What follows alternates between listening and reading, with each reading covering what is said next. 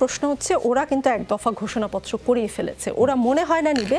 আমার কাছে যে ঘোষণাপত্রটি আছে আমি একটু পড়ে শোনাই কি আছে। যেহেতু বর্তমান সরকারের নির্দেশে নির্বিচারে গণহত্যা সংঘটিত হয়েছে, নারী, শিশু, ছাত্র, শিক্ষক, শ্রমিক কেউই গণহত্যা থেকে রেহাই পাননি।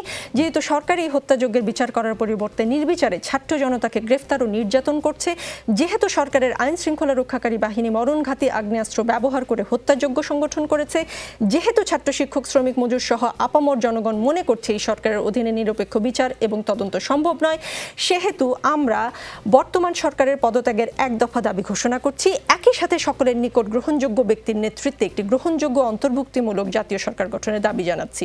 বৈষম্য বিরোধী ছাত্র আন্দোলন। এখন কি হবে?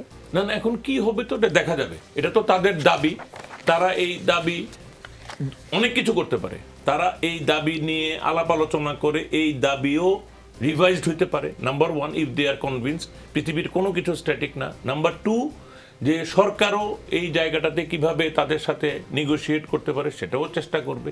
এখন এটা তো এখানে নানান রকম পক্ষ আছে, যে যার মতো করে ইতিবাচক কেউ নেতিবাচক ভূমিকা রাখার চেষ্টা করবে। এখানে নেতিবাচক ভূমিকা রাখার জন্যও এলিমেন্টস আছে, আবার ইতিবাচক ভূমিকা রাখার জন্য এলিমেন্টস আছে।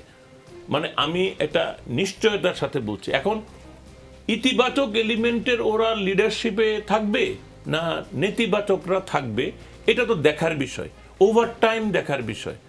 একটা মানে একটা সিস্টেমের মধ্যে একটা ঘটনা প্রবাহ, কিছু মানে কিছু অন্যায়, অনেকগুলি মৃত্যু, এর জন্য একটা রাজনৈতিক দাবিতে চলে যাওয়া কিন্তু স্বাভাবিক না। এটা স্বাভাবিক নয়, কিন্তু এটা হইতে পারে।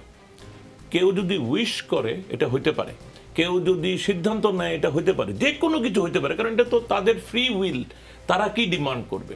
সুতরাং এখন এটা তাদেরও মানে রেসপন্সিবিলিটি, তাদেরও মানে মানে রাষ্ট্র, সমাজ, জনস্বার্থ, দেশের স্বার্থ অনেক কিছু বিবেচনা করে পুনর্মূল্যায়নের সুযোগ আছে। পৃথিবীর বহু দাবি পুনর্মূল্যায়নে, নেগোসিয়েশনে এটা ভিন্ন রূপ